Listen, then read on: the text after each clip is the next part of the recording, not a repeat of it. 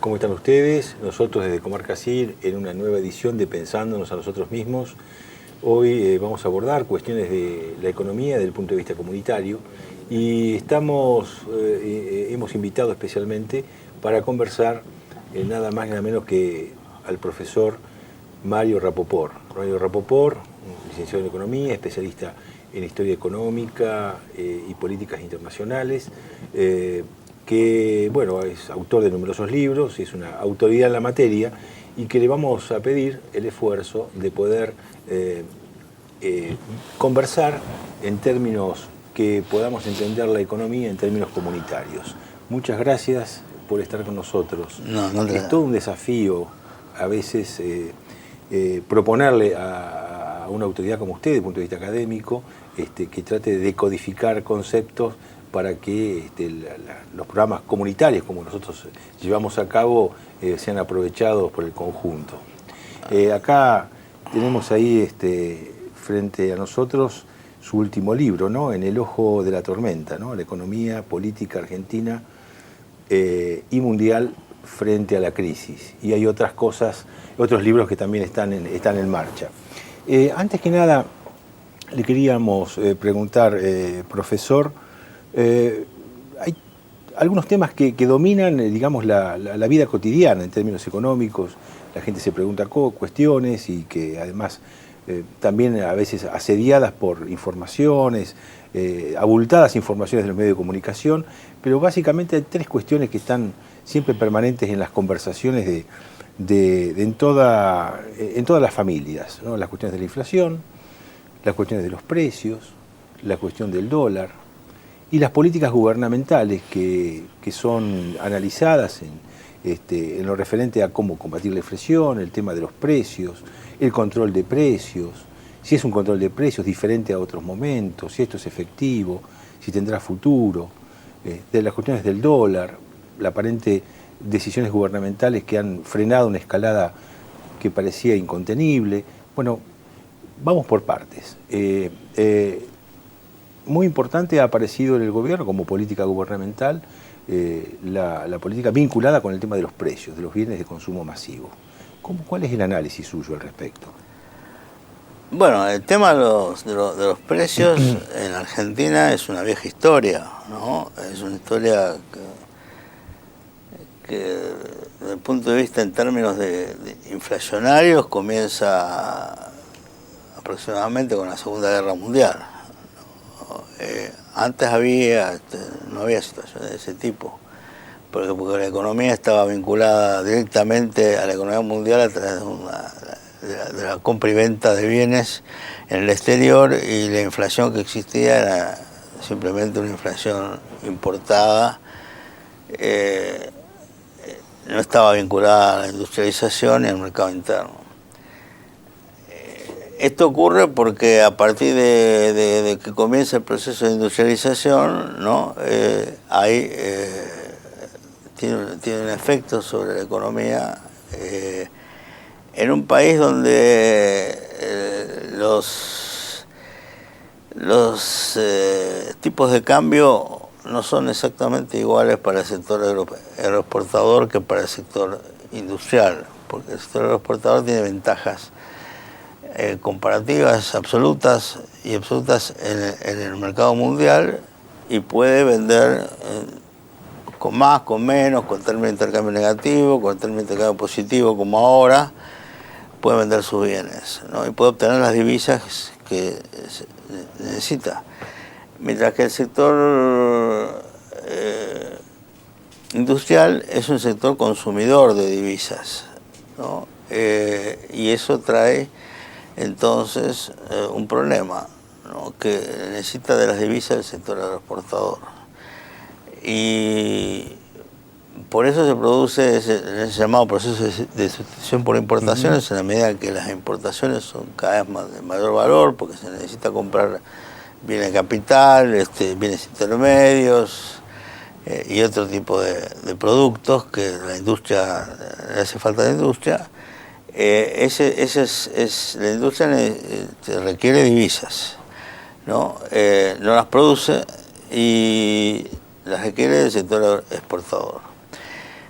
Esto se ha resuelto de distintas maneras en la historia. Este es un elemento, ¿no? El que explica sobre todo el proceso. No es que en la época anterior el modelo exportador no hubo tampoco procesos inflacionarios, pero los procesos inflacionarios tuvieron características distintas. Venían sobre todo a partir de fundamentalmente del endeudamiento externo, ¿no? Ahora vienen de un proceso interno que no es como se dice o no como se cree, que es provocado o producido fundamentalmente con gobiernos populares que quieren redistribuir ingresos. Si usted se fija estadísticamente en la historia de la inflación en la Argentina, los mayores picos inflacionarios son justamente en gobiernos neoliberales, claro, dictaduras militares y otros tipos por el estilo, ¿no? Entre el 53 y el 54 el gobierno peronista fue una de las más bajas tasas de inflación, ¿no? Las más bajas tasas de inflación fueron el 4,4% y 3% aproximadamente, 3,8% en el 53-54. Claro. De modo que no está vinculada la tasa de inflación a la puja distributiva. Sí, las crisis sí existieron en distintos momentos, pero las tasas de inflación no están vinculadas exactamente a gobiernos populares. Por otro lado, un punto que es esencial es analizar comparativamente los distintos indicadores económicos. No se puede analizar la inflación por sí misma. Claro. La inflación no puede decir absolutamente nada. Puede haber 10% de crecimiento y 20% de inflación, y puede haber 0% de crecimiento y 150% de inflación, como hubo en el caso de la dictadura militar, claro, que era un gobierno liberal que tenía 0% de crecimiento y 150% de inflación, ¿no? No hablemos ya de inflaciones picos de 3.000%, 2.000% que tuvo el gobierno de la Rúa, el gobierno de Alfonsín y el gobierno de Menem. Claro. Ni hablemos tampoco de los procesos deflacionarios, porque la deflación, ya lo dijo Keynes, es peor que la inflación. La deflación es la que ha traído las grandes crisis mundiales. Popularmente, ¿cómo definiríamos la deflación? Y la deflación es una baja de los precios porque no hay posibilidad de venderlos. Y eso es lo que ha ocurrido fundamentalmente en el periodo de la Rúa, donde había menos 0,01 punto de inflación y prácticamente el país estaba paralizado, ¿no? Y los salarios, el desempleo tenía 25% más o menos de desempleo y los salarios no podían hacer frente al costo de vida. Había una gran pobreza y una gran indigencia. De modo que esto de la inflación hay que verlo en un sentido más amplio, ¿no? Y si usted va a ver, lo que hay que analizar, y yo hice en algunos de mis trabajos, es analizar en los periodos virtuosos, en donde había crecimiento más o menos razonable, cuál era la tasa de inflación que aparte analizando también otros tipos de variables, la tasa de inversión, tasa de desempleo, etcétera, etcétera. Bueno, y en esos periodos virtuosos la inflación nunca fue más del 30%. Igual, de todas maneras, como media en la Argentina, podemos decir que la inflación no bajó como media, y debe haber sido más todavía, no hice el cálculo, pero más del 30-40%. Como media. Como media, ¿no? Es decir, incluyendo el periodo peronista del 53-54 con tan baja inflación. El 53-54 vino con baja inflación. En realidad hubo en el 52 una inflación del 40% y bajó. Pero sí, el periodo peronista, en realidad la inflación hubo un momento que hubo la primera crisis de industrialización se produce en el periodo peronista. Pero tuvo mucho que ver también, acá no quiero entrar en detalles históricos, tuvo mucho que ver justamente el problema de las divisas, porque existió una gran escasez de divisas como consecuencia de que la Argentina perdió algunos de sus clientes principales en el exterior por el Plan Marshall, que impidió que la Argentina participara en el comercio con Europa por parte de Estados Unidos, el Plan Marshall, y por otro lado también tenía la rémora de algunas situaciones de la guerra, que como las famosas libras bloqueadas y otras cosas más, que hicieron que la Argentina tuviera problemas serios en su sector externo, y en ese momento hubo un gran impulso industrializador, se necesitaban muchas divisas, se necesitaban importar bienes, etcétera, etcétera, y bueno, tropezó con esa situación. A su vez el sector agroexportador no había invertido en los últimos tiempos por la misma situación de que se decía que estaba perjudicado por el peronismo en el campo, y por lo tanto decían que no tenía la oferta suficiente. Bueno, todo eso en otras épocas posteriores, con términos de intercambio desfavorables, no sé si se entiende que es la relación entre los precios de exportación y el precio de importación, el sector agropecuario decía de que, bueno, de que los precios eran desfavorables y que la única posibilidad de solucionarlo era con devaluación. Generalmente estos procesos se dieron de esa manera. Hubo fuertes devaluaciones, y las devaluaciones influyeron evidentemente en el nivel de vida de la población, baja de salario, baja de cobertura de los sectores de ingresos fijos,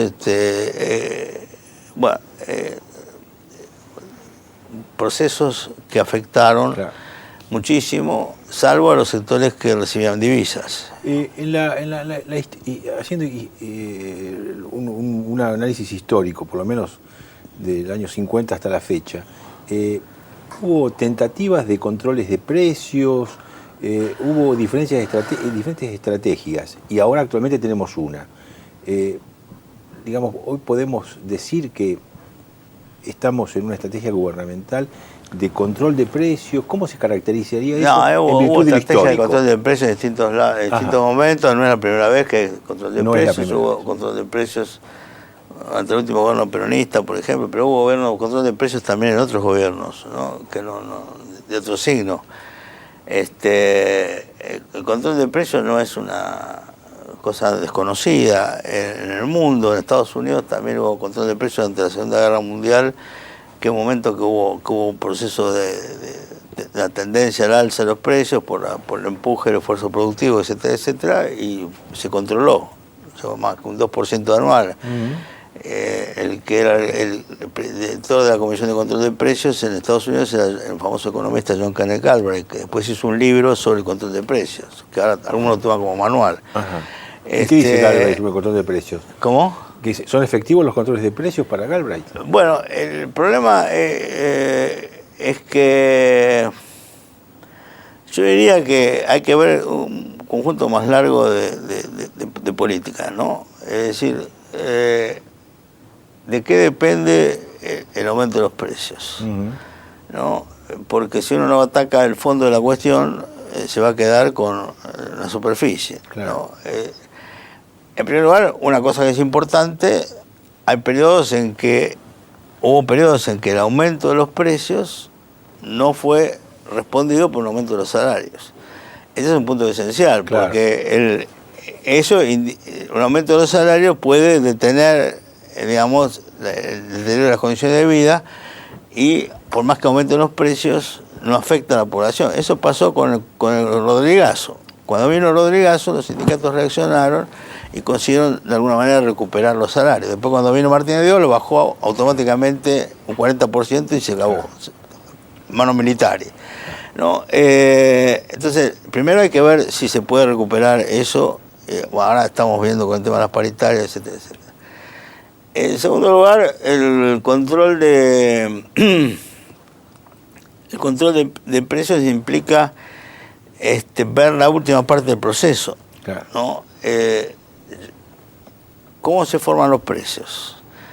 Los precios se forman de distintas maneras, hay distintas teorías sobre la inflación, la teoría de demanda, la teoría de costos, la inflación estructural, etcétera, etcétera.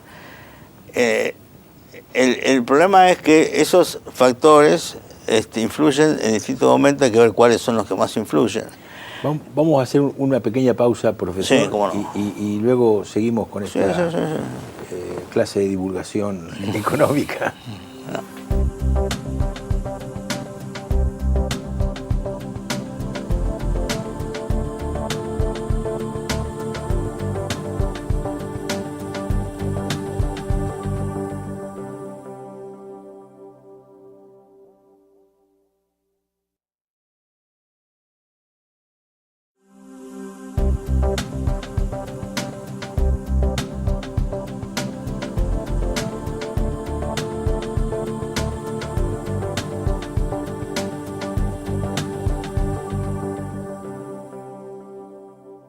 Bueno, seguimos con el profesor Mario Rapoport. Doctor, profesor, nos estaba explicando cómo se forman los precios en la Argentina. Bueno, es complicado en esta pregunta, momentos, ¿no? de forma distinta, ¿no? En estos momentos un factor que influye muchísimo es el alza de los precios de los productos de exportación.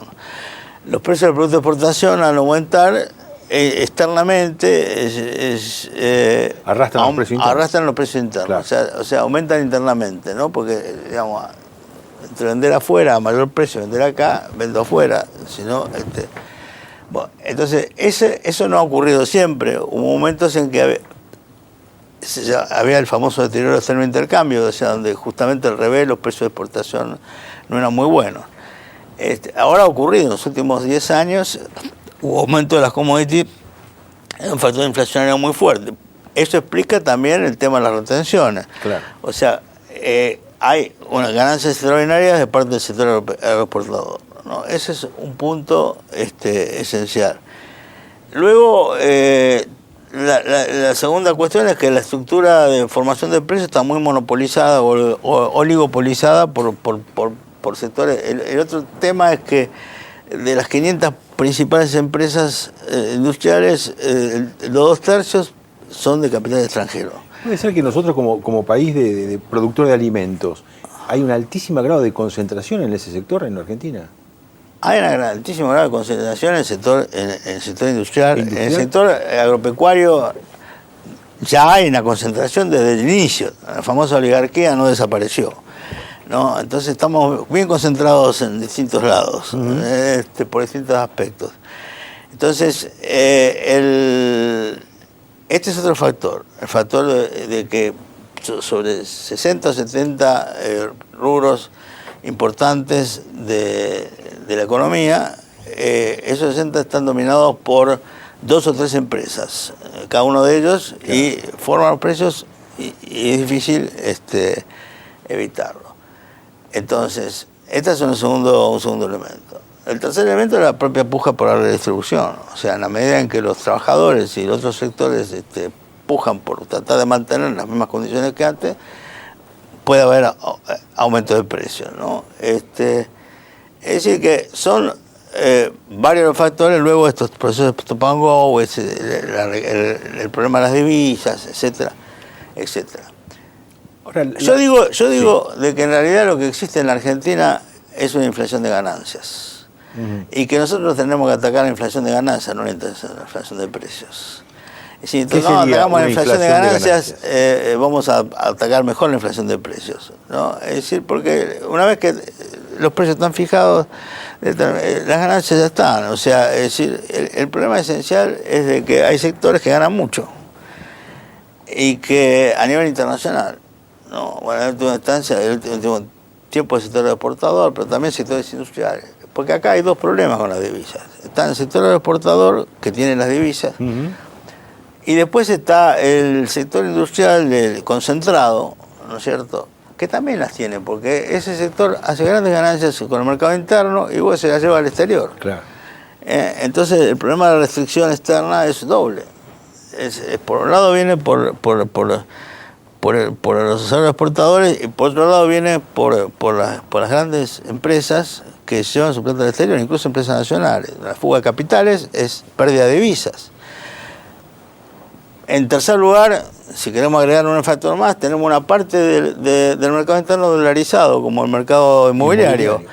Por lo tanto, eso es pérdida de divisas. Las divisas no se usan como tienen que usarse para el comercio externo, sino para otra cosa, mercado interno.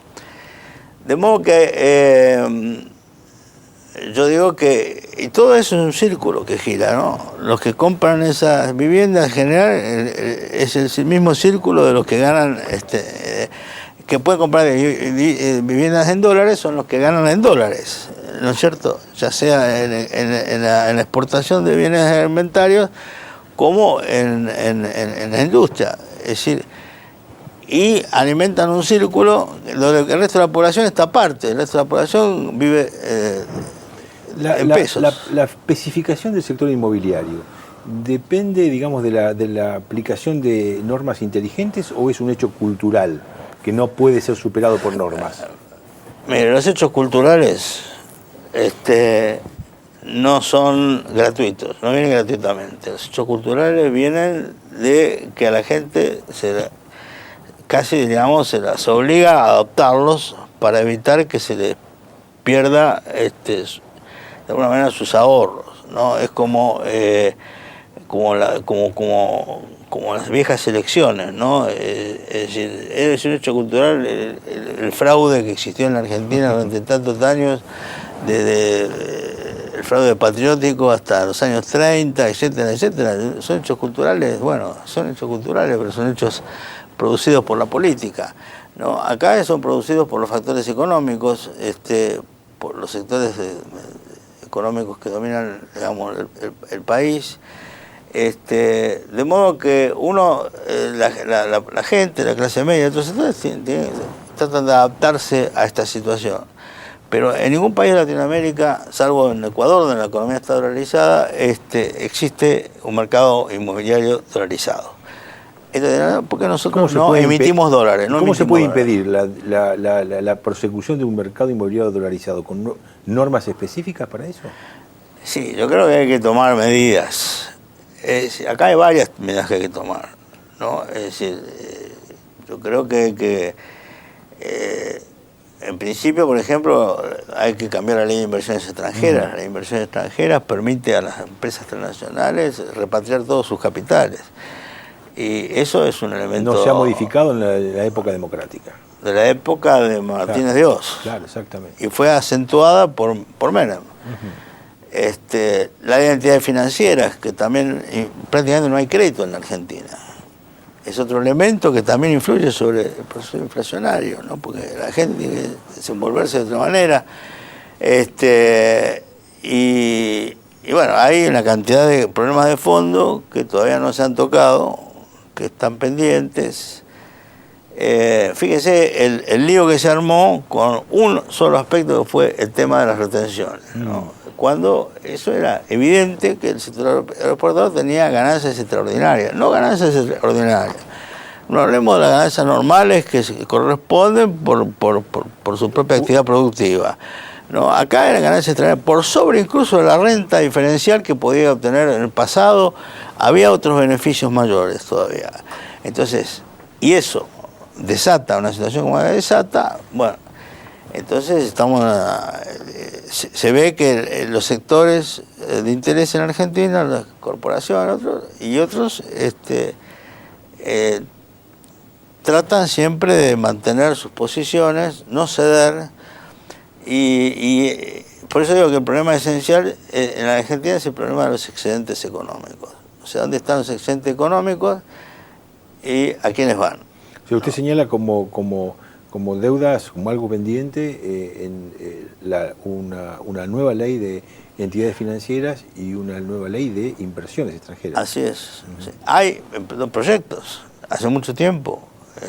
Creo que, no sé si Rivas y otro diputado hicieron un proyecto de Besteiro, hicieron un proyecto hace mucho tiempo sobre la ley de inversiones extranjeras, y sobre la ley de entidades financieras también hay proyectos de ley de hace mucho tiempo. Pero no tuvieron lugar, no pudieron hacerse un lugar, un lugarcito. Imagino que eso también habría traído una cola muy grande. Hace poquito se dio a conocer las ganancias, por ejemplo, de los bancos en Argentina son impresionantes. ¿Qué hacen sobre ese colchón de plata? No sé, se sientan encima, porque la gente no lo ve. O sea, si uno va a pedir un crédito para vivienda, es imposible conseguirlo. Si lo consigue a tasa de interés altísima. Entonces, este es el problema, ¿no?